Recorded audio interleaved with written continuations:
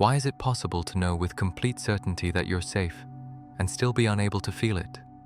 This isn't a rhetorical question. It's one of the most common and least understood experiences people have. You're at home. The door is locked.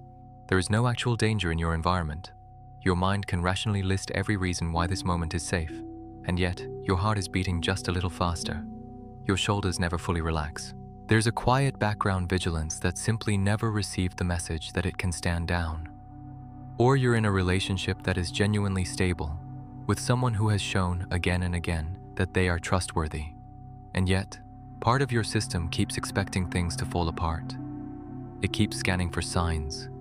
It keeps its radar on for a shift in tone, for a silence that lasts 1 second longer than usual, for the smallest change that might mean something is wrong. Most people who experience this pattern try to solve it the same way, with reason. There's no reason to feel this way.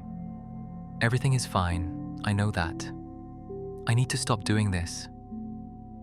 But what neuroscience reveals, with a clarity that completely changes the way we understand this experience, is that reason and the feeling of safety do not live in the same part of the brain. And trying to solve something generated by older brain structures through reasoning alone is, to a large extent, using the wrong tool for the job. Physician and researcher Bruce Perry, founder of the Child Trauma Academy and senior researcher at Texas Children's Hospital, spent decades developing a model of how the brain works that he called the Neurosequential model. Its central idea is this: the human brain is not a single, uniform structure. It is a hierarchy of systems that evolved at different points in time and that process information at completely different speeds, in different ways, and through different languages. At the base of this hierarchy is the brainstem.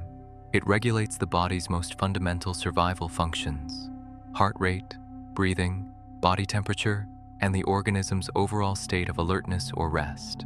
It operates entirely outside conscious awareness. And it learns through physical repetition, not through language, not through arguments, not through intellectual understanding. Above the brainstem is the limbic system. This is the center of emotional processing and emotional memory. It is where fear is generated, where attachment is processed, and where emotionally significant experiences are stored. It operates largely outside conscious awareness, and it learns primarily through emotion and relational experience. At the top of this hierarchy is the cortex, and especially the prefrontal cortex. This is where conscious thought happens, where language exists, where reasoning, planning, analysis, and the ability to say, "I know I'm safe," reside.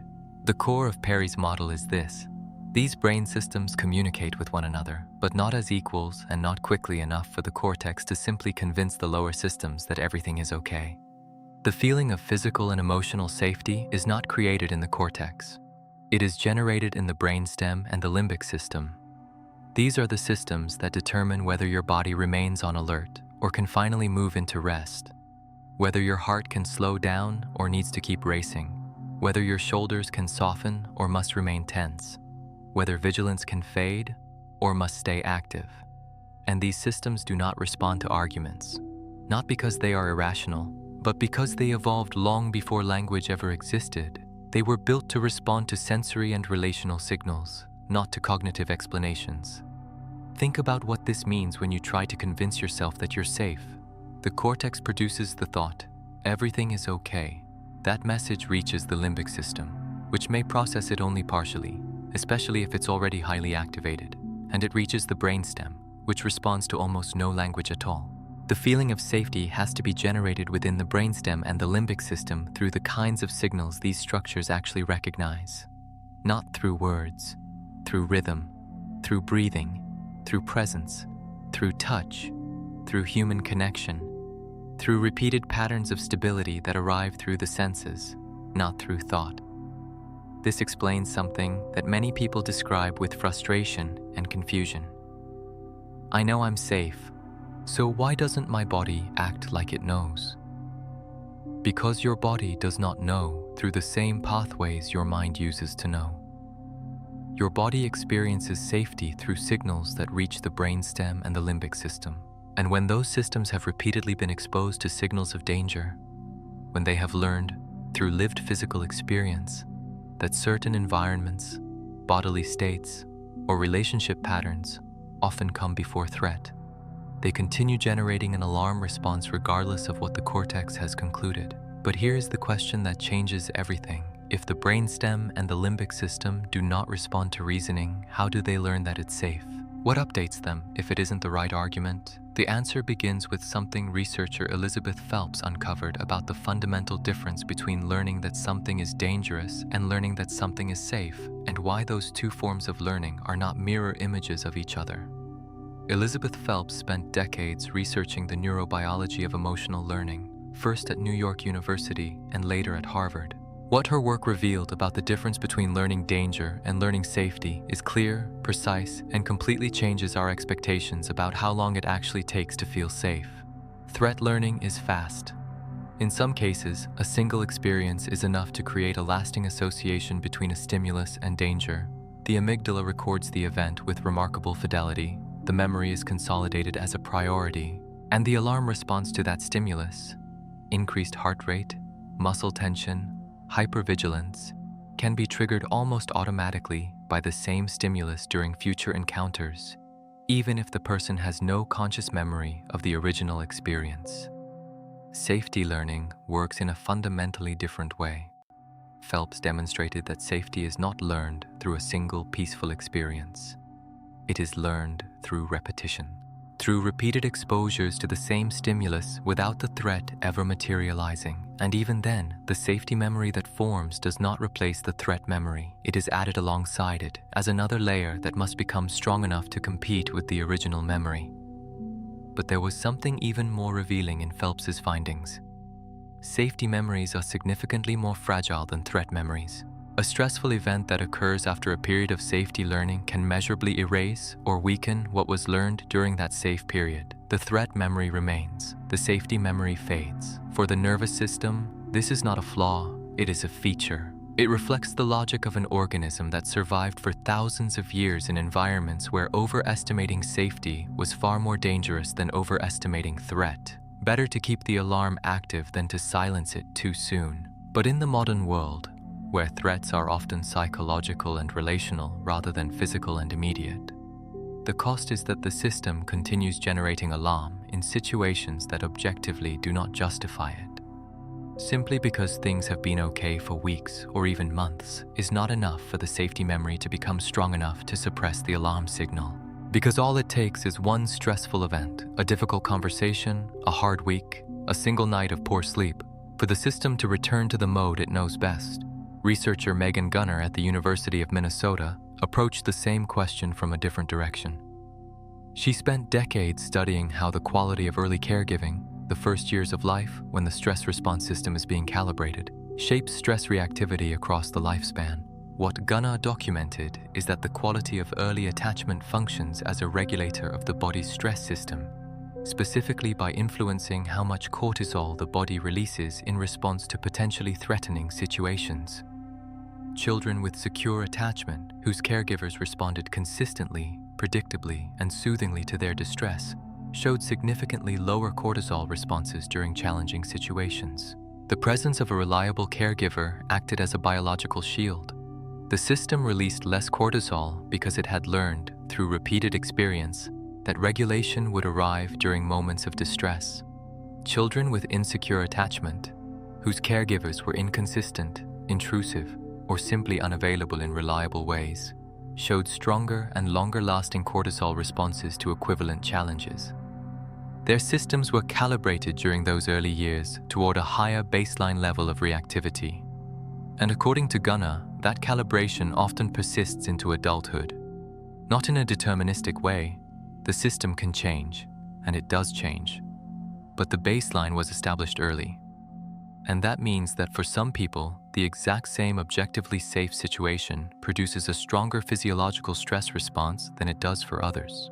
The same peaceful environment generates stronger alarm signals. The same stable relationship requires much more evidence before the system registers it as safe, not because these people are weaker, naturally more anxious, or incapable of trusting, but because the stress thermostat was set to a higher temperature during the earliest years of life, and the air conditioner of adult reasoning, "I know everything is okay," cannot fully override that original calibration. Think about how this difference shows up in everyday life. Two people go through the same difficult period. a relationship conflict, pressure at work, financial uncertainty. The situation is eventually resolved. For one of them, relief comes fairly quickly. The body relaxes, sleep improves. The underlying tension fades within days or weeks. For the other, rational relief arrives. They know the problem is over, but the body takes much longer to register it. Weeks later, the background tension is still there. Sleep still hasn't completely returned to normal. The system is still, in some quiet way, waiting for confirmation that everything is truly okay. This is not an overreaction. It is not drama. It is a stress thermostat calibrated to a higher baseline, combined with safety memories that are more fragile than threat memories. If this describes something you've experienced, that particular gap between knowing you're safe and actually feeling safe in your body, this channel exists to put a name to exactly that pattern. Subscribe so the next video is already waiting for you. But one important piece is still missing. Perry's model explains why reasoning alone isn't enough. Phelps explains why safety is harder to learn than danger. Gunnar explains why some nervous systems begin with a higher stress thermostat. What none of them fully explains is something many people recognize immediately. Why certain places, certain seasons of the year, certain kinds of silence, certain combinations of light and time of day can trigger a feeling of unsafety even when nothing objectively threatening is happening.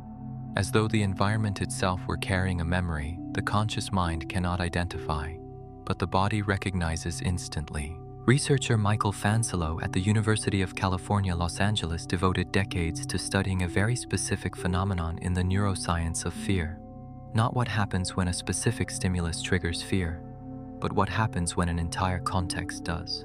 Fanslow demonstrated that fear conditioning does not operate only through specific associations, a sound, a smell, an image. It also operates through contexts. The entire environment in which a threatening event occurred, the combination of sensory cues, the time of day, the quality of the light, the background sounds, the temperature, the pattern of interaction taking place, becomes, through associative learning, a signal of danger in its own right. And what Fanslow found is that contextual fear conditioning is especially persistent. In some respects, even more persistent than conditioning to specific stimuli. Because a context is diffuse, it is made up of many elements at the same time, and extinguishing a conditioned response to a context requires that all of those elements be repeatedly experienced without the threat ever occurring. That is structurally more difficult than extinguishing a response to a single, specific stimulus. Think about how this translates into recognizable experiences. A person who grew up in an unstable home, where moments of calm were often followed by conflict, may experience that same calm as a signal of danger in completely different environments decades later. The silence of a peaceful afternoon at home can trigger a diffuse sense of alarm with no obvious object, something the mind cannot explain rationally, but the body recognizes immediately. The silence itself is not threatening. The nervous system simply learned through repeated contextual conditioning that certain sensory and emotional configurations, including calm itself, often came just before something difficult happened, and the entire context was encoded as a warning signal. Or imagine someone who lived through an extremely difficult period during a particular season of the year, the winter of a crisis, the summer of a devastating loss. Years later, when that season returns, they feel an uneasiness that has no explanation in the present. They are not consciously remembering what happened, but the limbic system is recognizing the familiar pattern of light, temperature, and the length of the day, and generating the response it learned to associate with that pattern. Or consider someone whose life is objectively much better than it once was. A healthier relationship, a better job, greater stability. Yet in certain moments, when an interaction remotely resembles an old pattern, their nervous system suddenly shifts into a state the present situation simply does not justify. A slightly firmer tone of voice, a request for some space, a brief silence during dinner. Nothing that objectively calls for alarm. And yet the alarm activates because at a level outside conscious awareness, it fits the contextual pattern the system once learned to interpret as the beginning of something painful. Fanslow demonstrated that this kind of memory, contextual threat memory, is not accessible to consciousness in the same way as declarative memories. It does not arrive as a recollection. It arrives as a feeling, as a state of the body, as a shift in the quality of the inner environment that has no verbal explanation available. And here is something researcher Kerry Ressler at Harvard documented in a way that expands the scope of everything we've explored so far. Ressler studied the epigenetic transmission of fear responses, the process through which emotional learning can, under certain conditions, leave biological marks that influence gene expression and can be passed on to future generations. In a series of experiments that drew widespread attention from the scientific community, mice were conditioned to fear a specific odor. Their offspring, who had never been exposed to either the odor or the conditioning, showed greater reactivity to that same smell, and so did the next generation. What this suggests, and what subsequent research continues to investigate, is that emotional learning may leave epigenetic marks capable of influencing the biological reactivity of future generations. Applied to the human experience, this opens a perspective that is both unsettling and, for many people, deeply relieving. The sense of unsafety some people carry may have roots not only in their own history, but also in the history of those who came before them.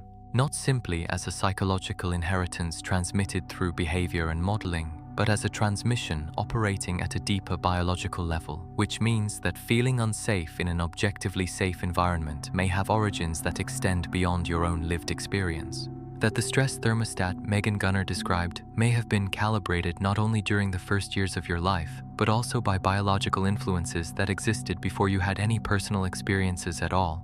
This is not an excuse. It is not destiny. It is context.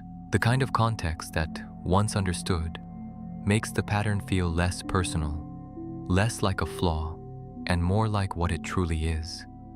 The result of a nervous system doing exactly what it learned to do at levels far beyond the reach of conscious reasoning. And once you understand that, the question begins to change. Not, why can't I simply feel safe? But, what does my nervous system need, on its own terms, to begin learning that this environment is different from the ones that came before? The nervous system does not learn safety through arguments. It learns through repeated experiences delivered in the language it understands. The language the brainstem understands is the language of the body, breathing that gradually slows, a heartbeat that becomes steady, muscles releasing their tension, the repeated physical experience that the body can let go, and nothing bad happens. The language the limbic system understands is the language of relationship, the presence of another regulated nervous system communicating, through signals neither person needs to name, that this moment is safe. A voice that is consistent, a connection that is predictable, a relational history that, accumulated over time, provides evidence that the bond does not disappear at the first sign of difficulty. None of these pathways is fast, and none of them is established by a single experience.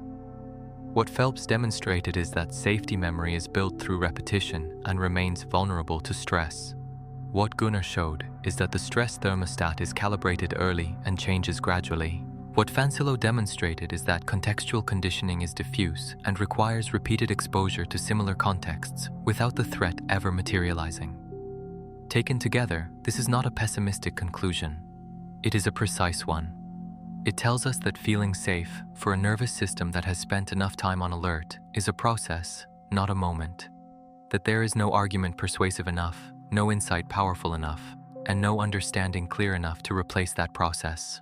That the process requires what Bruce Perry described as repeated therapeutic experiences delivered in the language of the neural systems that actually need updating. Not necessarily formal therapy, although it can certainly help. Therapeutic experiences, in the broadest sense, moments in which the body experiences a decrease in activation without paying a price for it. Relationships in which consistency gradually accumulates evidence that the bond is trustworthy. Contexts in which the familiar pattern of danger simply does not happen, and that absence is noticed, felt, and registered instead of being quickly dismissed as coincidence.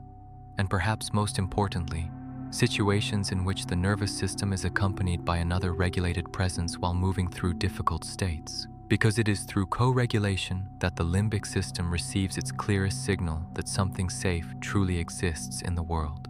This is not advice to act as if you're okay. It is an explanation of the conditions under which the nervous system learns. And once you understand those conditions, it becomes possible to create them more intentionally, more patiently, so that learning can actually happen. Subscribe to follow what comes next on this channel. The next video completes something this one has only begun to uncover. The Neurosequential model, developed by Bruce Perry through the Child Trauma Academy and Texas Children's Hospital, proposes that the brain is organized as a hierarchy of structures: the brainstem, the limbic system, and the cortex, that process information in different languages and at different speeds. The feeling of safety is generated in the lower structures, which learn through sensory and relational experience rather than through language or reasoning. Knowing that you are safe, the cortex, does not automatically update feeling safe, the brainstem and limbic system, because these structures do not respond to the same kinds of information. Elizabeth Phelps's research at Harvard University and previously at New York University documented the fundamental asymmetry between threat learning and safety learning. Threat learning is rapid, consolidated with high fidelity, and remarkably durable. Safety learning is slower, requires repetition, and is significantly more vulnerable to being disrupted by subsequent stressful events. This asymmetry reflects an evolutionary design that prioritized maintaining vigilance over declaring safety too soon. Megan Gunner's research at the University of Minnesota on cortisol reactivity and early caregiving demonstrated that early caregiving environments calibrate the nervous system's stress thermostat. Children with secure attachment develop more moderated cortisol responses, while children with insecure attachment develop greater physiological reactivity that often persists into adulthood as a higher baseline level of activation in objectively comparable situations, making the gap between objective safety and felt safety structurally wider. Michael Fancelo's extensive work at UCLA on contextual fear conditioning demonstrated that not only specific stimuli, but entire contexts, combinations of sensory, temporal, and emotional cues, become associated with danger and can automatically trigger alarm responses, even decades later, and in environments very different from the original one. This form of memory does not emerge as a conscious recollection. It emerges as a bodily state, and it is especially difficult to extinguish because contexts are diffuse and multidimensional. Kerry Ressler's research at Harvard on the epigenetic transmission of fear responses suggests that emotional learning may leave biological marks that influence gene expression and, in some cases, may be passed on to future generations. This broadens our understanding of what may contribute to feeling unsafe in objectively safe environments, potentially including influences that existed before an individual's own life experiences began. If any part of this video describes something you've lived through, that specific gap between knowing you're safe and actually feeling it, leave a comment. Just one word. What stayed with you? Because recognizing that this is not a lack of willpower, intelligence, or strength, but a nervous system faithfully responding to what it has learned, is the beginning of a different relationship with this pattern. But there is something that happens when the process finally begins to move forward. When repeated experiences of safety start to accumulate. When the thermostat slowly begins to reset. When the nervous system, after receiving enough evidence in its own language, finally begins to release what it has been holding for so long. And when that happens, when the system finally loosens the vigilance it has carried for years, it rarely does so quietly. Many people describe the very same pattern. A completely ordinary moment, a movie, a conversation, a song, nothing unusual. And then, suddenly, tears that were never invited, an exhaustion that seems to arrive all at once, a body that feels as though it is collapsing inward in a way that has no easy name. It is not sadness. It is not disappointment. It is the nervous system finally releasing something it has been holding on to. And what arrives when it lets go is not silent peace. It is the sound of release. Why this happens, what it means when it does, and why crying for no apparent reason may be one of the clearest signs that something is, finally, getting better. If you've made it this far, this video was made especially for you.